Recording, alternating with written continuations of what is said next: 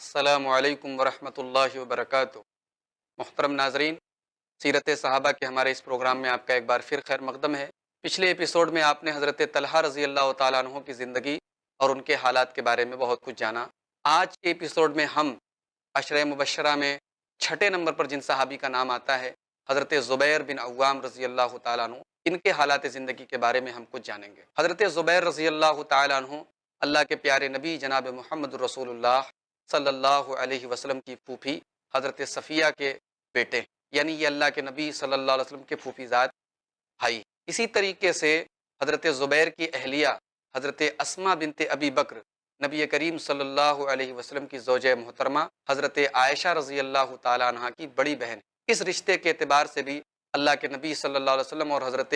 زبیر میں بہت قربت اور رشتہ داری پائی جاتی ہے۔ حضرت زبیر رضی اللہ تعالی عنہ نے 16 سال کی عمر میں عین نوجوانی کے عالم میں انہوں نے اسلام قبول کیا، اور اسلام قبول کرنے کے بعد حضرت زبیر رضی اللہ تعالیٰ عنہ نبی کریم صلی اللہ علیہ وسلم سے اتنی محبت کرتے تھے کہ ایک مرتبہ ان کو صرف یہ جھوٹی افواہ سننے میں آ گئی کہ اللہ کے نبی صلی اللہ علیہ وسلم کو قتل کر دیا گیا ہے، تو یہ ننگی تلوار لے کر نکل پڑے۔ ننگی تلوار لے کر نکل پڑے کہ کون وہ مردود ہے جس نے میرے نبی جناب محمد رسول اللہ صلی اللہ علیہ وسلم کو قتل کیا ہے۔ راستے میں ان کی ملاقات اللہ کے پیارے رسول سے ہو گئی۔ اللہ کے رسول صلی اللہ علیہ وسلم نے پوچھا کہ کیا بات ہے، کہاں جا رہے ہو؟ کہا کہ یا رسول اللہ، مجھے معلوم ہوا ہے کہ کسی نے آپ کو قتل کر دیا ہے۔ یعنی صرف اتنا سن کر کے اللہ کے نبی کو قتل کر دیا گیا ہے، محبت رسول میں اس قدر بے قرار ہو گئے کہ اللہ کے رسول کے قاتل کے لیے ننگی تلوار لے کر نکل پڑے۔ اسی لیے مورخین لکھتے ہیں کہ اللہ کی راہ میں سب سے پہلے تلوار نکالنے والے حضرت زبیر رضی اللہ تعالیٰ عنہ۔ حضرت زبیر رضی اللہ تعالیٰ عنہ کی ایک بہت بڑی فضیلت اور مقام یہ بھی ہے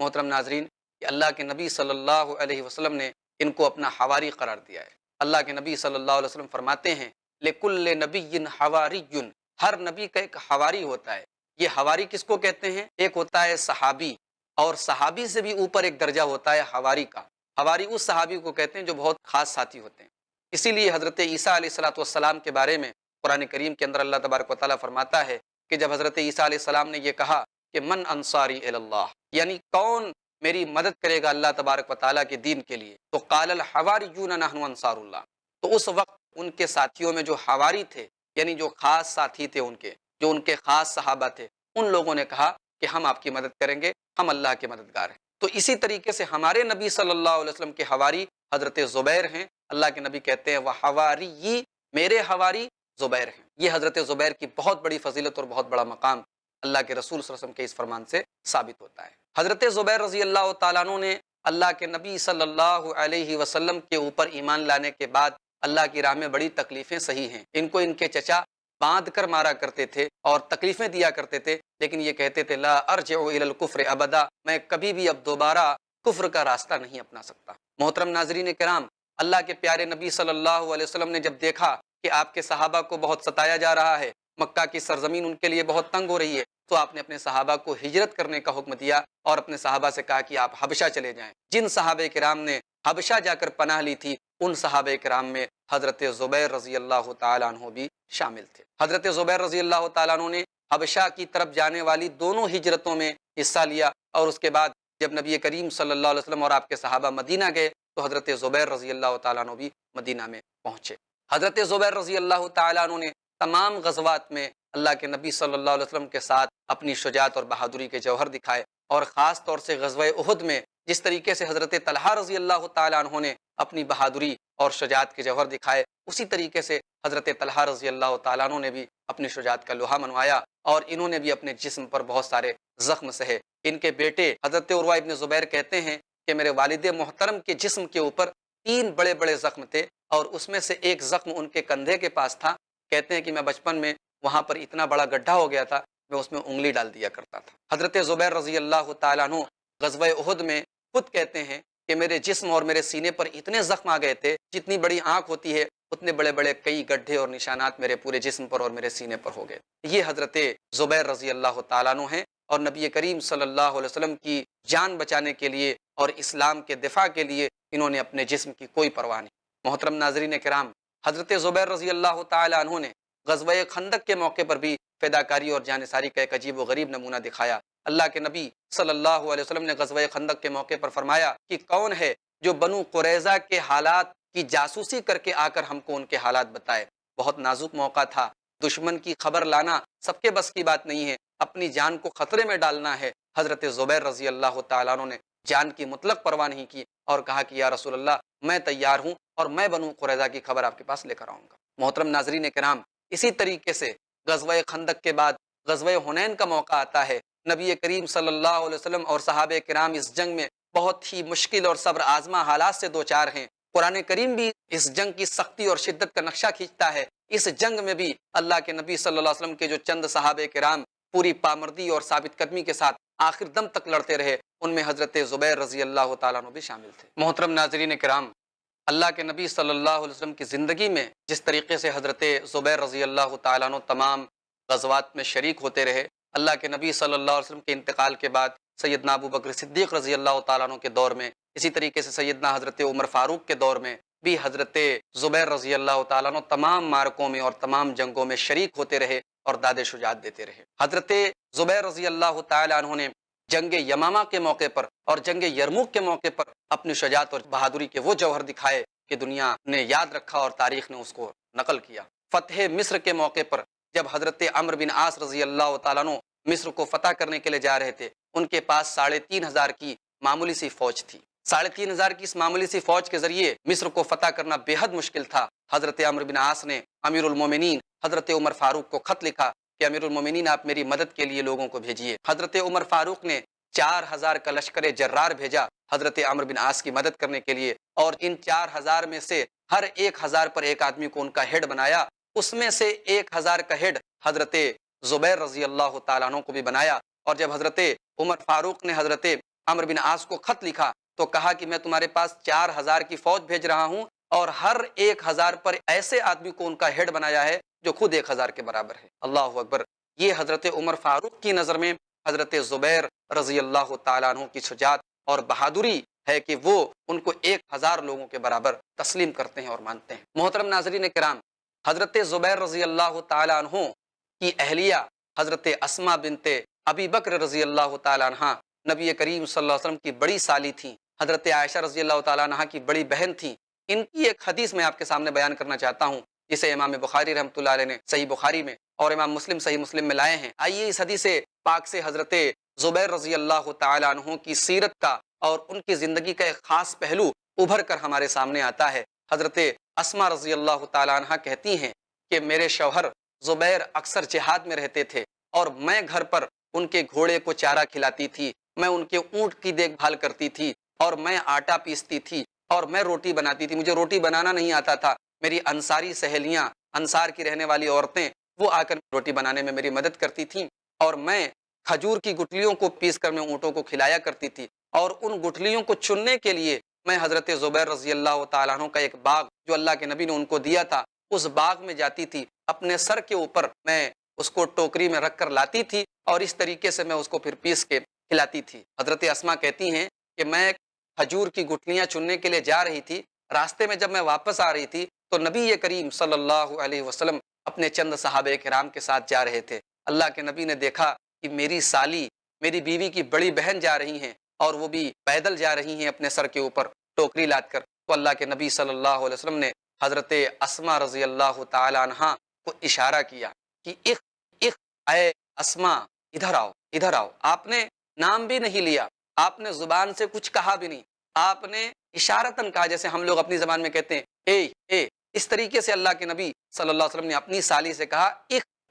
اے، ادھر آؤ، ادھر آؤ۔ حضرت اسماء رضی اللہ تعالیٰ عنہ کہتی ہیں جب اللہ کے نبی نے مجھے بلایا تو میرے ذہن میں یہ خیال آیا کہ میں بیٹھ جاؤں، فذکرت الزبیر وغیرتہ، لیکن مجھے اچانک حضرت زبیر رضی اللہ تعالیٰ عنہ کی غیرت یاد آ گئی۔ مجھے یاد آ گیا کہ حضرت زبیر رضی اللہ تعالیٰ عنہ بہت غیرت مند انسان ہے، اگر میں اللہ کے رسول صلی اللہ علیہ وسلم کے ساتھ بیٹھی تو انہیں پسند نہیں آئے گا، وہ پسند نہیں کریں گے۔ حضرت زبیر رضی اللہ تعالیٰ عنہ کی غیرت جیسے ہی یاد آ گئی، حضرت اسماء کہتی ہیں میں نہیں بیٹھی،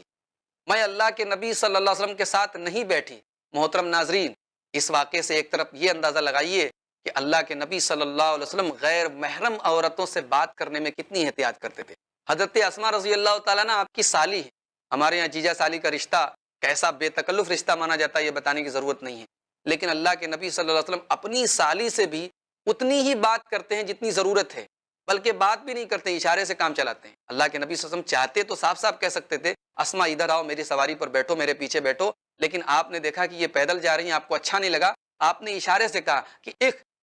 اے ادھر آؤ۔ لیکن حضرت اسما کو اپنے شوہر کی غیرت یاد آ گئی کہ میرے شوہر کو قطعی یہ پسند نہیں ہے کہ میری بیوی کسی دوسرے کے ساتھ بیٹھے۔ حضرت اسما کہتی ہے میں نہیں گئی۔ اللہ کے نبی صلی اللہ علیہ وسلم سمجھ گئے کہ میری سالی شرما رہی ہیں، وہ میرے ساتھ نہیں بیٹھنا چاہتی۔ اللہ کے نبی صحابہ کرام کو لے کر چلے گئے۔ حضرت اسما کہتی ہے جب بعد میں میرے شوہر آئے، حضرت زبیر آئے، اور میں نے پورا واقعہ ان کو بتایا، تو حضرت زبیر نے کہا کہ تمہارا پیدل اس طریقے سے اپنے سر کے اوپر ٹوکری لاد کر لانا، یہ میرے لیے زیادہ پریشانی کی چیز ہے۔ اللہ کے نبی صلی اللہ علیہ وسلم کے ساتھ تم بیٹھ جاتی تو مجھے اتنی پریشانی نہ ہوتی، مجھے اتنا مشکل نہ گزرتا۔ محترم ناظرین کرام، اس واقعے سے کئی سبق ہم حاصل کر سکتے ہیں، اور ایک بہت بڑا سبق جو ہمیں ملتا ہے وہ یہ ہے کہ حضرت اسما رضی اللہ تعالی عنہا کس قدر باحیا اور با کردار تھیں، اور اپنے شوہر کے جذبات کا کتنا خیال کرنے والی تھی۔ اور دوسری طرف اس واقعے سے ہمیں یہ ثابت ہوتا ہے، یہ معلوم ہوتا ہے کہ حضرت زبیر رضی اللہ تعالیٰ عنہ کتنے باغیرت انسان تھے کہ ان کی بیوی کو یہ پتا تھا کہ میرے شوہر کو قطعی یہ پسند نہیں ہے کہ میری بیوی کسی غیر کے ساتھ سواری پر بیٹھے، اونٹنی پر بیٹھے۔ اس لیے حضرت اسما رضی اللہ تعالیٰ عنہ نے اللہ کے نبی صلی اللہ علیہ وسلم کے ساتھ، جو ان کے بہنوئی بھی تھے اور اللہ کے رسول بھی تھے، ان کے ساتھ بیٹھنا گوارا نہیں کیا۔ حضرت زبیر رضی اللہ تعالیٰ عنہ کی ایک بہت خاص پہلو یہ بھی تھا کہ ان کے اندر آخرت کا بہت خوف اور ڈر ان کے اندر تھا۔ حضرت زبیر رضی اللہ تعالیٰ عنہ کے بیٹے عبداللہ ابن زبیر ایک مرتبہ ان کے پاس آئے اور کہا کہ اے ابو جان، میں دیکھتا ہوں کہ آپ اللہ کے نبی صلی اللہ علیہ وسلم کی حدیثوں کو بہت کم روایت کرتے ہیں، جبکہ عبداللہ ابن مسعود اور فلاں بہت زیادہ حدیثیں روایت کرتے ہیں۔ تو حضرت زبیر رضی اللہ تعالیٰ عنہ کہتے ہیں کہ بیٹے، ایسا نہیں کہ میں نے اللہ کے نبی صلی اللہ علیہ وسلم سے حدیثیں نہیں سنی ہیں، میں نے بھی اللہ کے نبی صلی اللہ علیہ وسلم سے بہت ساری حدیثیں سنی ہیں، لیکن جب سے میں نے اللہ کے نبی صلی اللہ علیہ وسلم کی ایک حدیث سنی ہے، میں نے روایتیں کرنا چھوڑ دیا ہے احتیاط کی وجہ سے۔ وہ کون سی روایت ہے؟ حضرت زبیر کہتے ہیں کہ میں نے اللہ کے رسول صلی اللہ علیہ وسلم کو یہ فرماتے ہوئے سنا کہ من کذب علی متعمدا فلیتبوأ مقعدہ من النار، جس نے جان بوجھ کر میرے اوپر جھوٹ باندھا وہ اپنا ٹھکانہ جہنم میں بنا لے۔ محترم ناظرین کرام، اس قدر احتیاط اور روایت حدیث کے سلسلے میں یہ حدیث سننے کے بعد حضرت زبیر کی احتیاط ملاحظہ فرمائی۔ حضرت زبیر رضی اللہ تعالیٰ عنہ کے کھیتی ہوتی تھی، ان کے کھیت کے بازو میں ایک انصاری صحابی کا کھیت تھا۔ ایک مرتبہ آب پاشی کو لے کر، سینچائی کو لے کر انصاری صحابی کا حضرت زبیر رضی اللہ تعالیٰ عنہ کے ساتھ کچھ جھگڑا ہو گیا۔ اس انصاری صحابی نے حضرت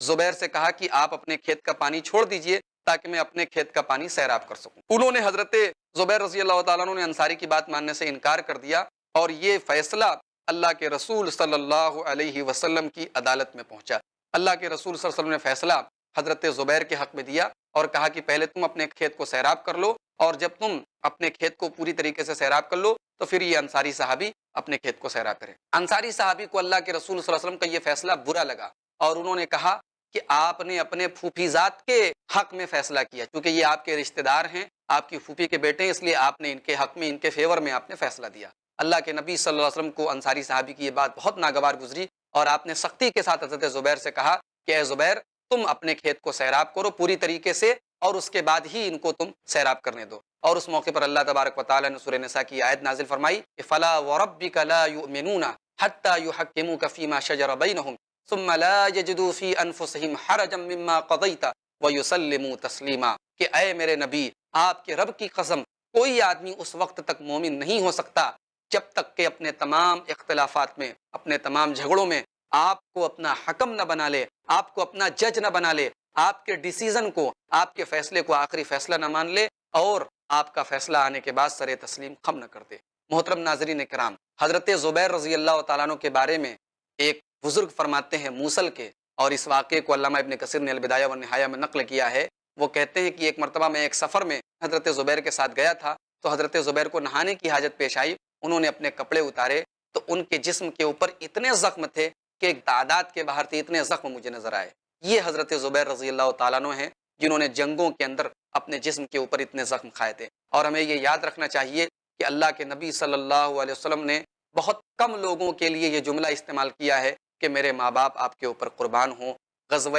خندق کے موقع پر جب بنو قریظہ کی جاسوسی کرنے کے لیے حضرت زبیر رضی اللہ تعالیٰ عنہ تیار ہو گئے تھے، تو اللہ کے نبی صلی اللہ علیہ وسلم نے اس موقع پر کہا تھا فدا کا ابی و امی، میرے ماں باپ آپ کے اوپر قربان ہوں۔ یہ حضرت زبیر رضی اللہ تعالیٰ عنہ ہیں۔ ان کو اللہ تبارک و تعالیٰ نے بے انتہا دولت سے بھی نوازا تھا۔ جب ان کا انتقال ہونے لگا تو یہ جو پراپرٹی چھوڑ کر گئے، جو دولت چھوڑ کر گئے، وہ 5 کروڑ درہم سے زائد کی یہ رقم چھوڑ کر گئے تھے، لیکن یہ مقروض بھی تھے، ان کے اوپر 22 لاکھ کے قریب کا قرضہ بھی تھا۔ انہوں نے اپنے بیٹے عبداللہ ابن زبیر کو بلایا اور کہا کہ بیٹا، میرے انتقال کے بعد تم میری وراثت کو تقسیم کرنے کے پہلے جتنا قرض میرے اوپر ہے، پہلے قرض داروں کو وہ قرض تم ادا کر دینا، اور اگر قرض ادا کرنے میں تم کو کوئی پریشانی اگر لاحق ہو تو تم میرے مولا سے رجوع کرنا۔ حضرت عبداللہ نے پوچھا کہ آپ کے مولا سے کون مراد ہے؟ حضرت زبیر نے کہا کہ میرے مولا سے مراد اللہ تبارک و تعالیٰ ہے۔ حضرت عبداللہ ابن زبیر کہتے ہیں کہ واقعی میں جب جب مجھے کوئی پریشانی لاحق ہوئی، میں نے فوراً اللہ تبارک و تعالیٰ سے رجوع کیا اور میں نے کہا کہ اے زبیر کے مولا اور اے میرے مولا، تو اس قرض کی ادائیگی کو آسان کر دے، اور اس قرض کی ادائیگی بالکل آسان ہو گئی۔ تو یہ حضرت زبیر رضی اللہ تعالیٰ عنہ ہیں، جو اسلام کے لیے اتنی قربانی دینے کے باوجود اللہ تبارک و تعالیٰ نے ان کو بے انتہا دولت سے بھی نوازا تھا، اور ان کے پاس دولت کی بھی کوئی کمی نہیں تھی۔ محترم ناظرین کرام، حضرت علی رضی اللہ تعالیٰ عنہ کے دور میں جب صحابہ کرام کے بیچ میں کچھ غلط فہمیوں کی بنیاد پر جنگ ہوئی، اور خاص طور سے جنگ جمل، جس میں حضرت عائشہ رضی اللہ تعالیٰ عنہ بھی اونٹنی پر سوار ہو کر آئی تھی،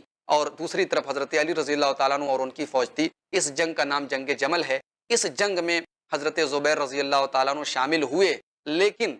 بعد میں اللہ تبارک و تعالیٰ نے ان کے سینے کو کھول دیا، اور انہوں نے اس جنگ سے اپنے آپ کو کنارہ کش کر لیا، وہ اس جنگ سے الگ ہو گئے۔ جنگ سے الگ ہونے کے باوجود عمرو بن جرموز نام کے ایک فسادی نے، ایک فتین نے، سجدے کی حالت میں حضرت زبیر رضی اللہ تعالیٰ عنہ کے سر کو تن سے جدا کر دیا، اور وہ سر جو ہمیشہ اللہ کی بارگاہ میں جھکا، جو ہمیشہ رب کی بارگاہ میں جھکا، اس سر کو، حضرت زبیر کے سر مبارک کو، اس عمرو بن جرموز نام کے شخص نے تن سے جدا کر دیا۔ اور اس طریقے سے اللہ کے نبی صلی اللہ علیہ وسلم کی وہ پیشن گوئی پوری ہوئی جو آپ نے حرا کی پہاڑی پر کی تھی۔ آپ نے کہا تھا، جب آپ کے ساتھ حضرت ابو بکر بھی تھے، حضرت عمر بھی تھے، حضرت عثمان بھی تھے، حضرت علی بھی تھے، حضرت زبیر بھی تھے، حضرت طلحہ بھی تھے، آپ نے کہا تھا کہ اے حرا کی پہاڑی تو تھم جا، تیرے اوپر یا تو نبی ہے، یا تو صدیق ہے، یا تو شہید ہے۔ اللہ کے نبی صلی اللہ علیہ وسلم نے ان کو شہادت کا مژدہ دنیا ہی میں سنا دیا تھا، اور وہ خوشخبری، وہ بشارت اللہ کے نبی صلی اللہ علیہ وسلم کی پوری ہوئی،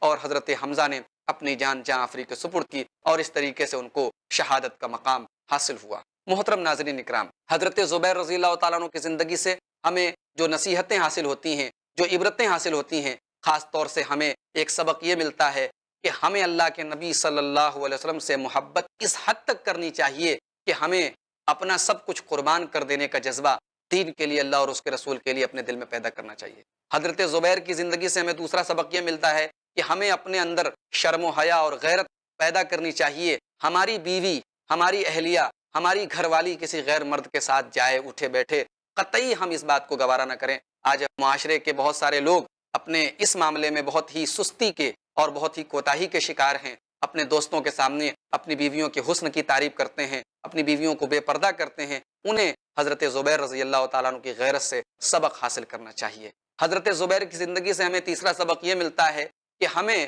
زندگی میں جب ہم انتقال کرنے لگیں، جب ہماری موت کا ٹائم قریب آئے، تو ہمیں خاص طور سے اپنے ذمے جو قرض ہو، اس قرض کے تعلق سے بہت محتاط رہنا چاہیے، اور اپنے بچوں کو، اپنے وارثین کو یہ وصیت کر کے جانا چاہیے کہ قرض کی ادائیگی میں کسی قسم کی کوئی سستی نہ کی جائے۔ حضرت زبیر کی زندگی سے ایک سبق ہمیں یہ بھی ملتا ہے کہ ہمیں اللہ کے نبی صلی اللہ علیہ وسلم کی روایات کے سلسلے میں بہت احتیاط سے کام لینا چاہیے، اس لیے کہ اللہ کے رسول کے بارے میں اگر ہم نے کوئی حدیث بیان کی اور وہ حدیث موضوع ہے، وہ حدیث من گڑت ہے، اور ہم نے اس کو لوگوں کے بیچ میں شیئر کر دیا، تو گویا کہ ہم نے جان بوجھ کر نبی کریم صلی اللہ علیہ وسلم کے اوپر ایک جھوٹ باندھا، اور اس کی پاداش میں اللہ تبارک و تعالی ہمیں جہنم کی سزا دے سکتا ہے۔ محترم ناظرین، حضرت زبیر رضی اللہ تعالیٰ عنہ کی سیرت اور ان کے اخلاق پر بہت بڑا اثر ان کی والدہ محترمہ نبی کریم صلی اللہ علیہ وسلم کی پھوپھی حضرت صفیہ کا بھی تھا۔ غزوہ احد کا موقع یاد کیجئے، اللہ کے نبی صلی اللہ علیہ وسلم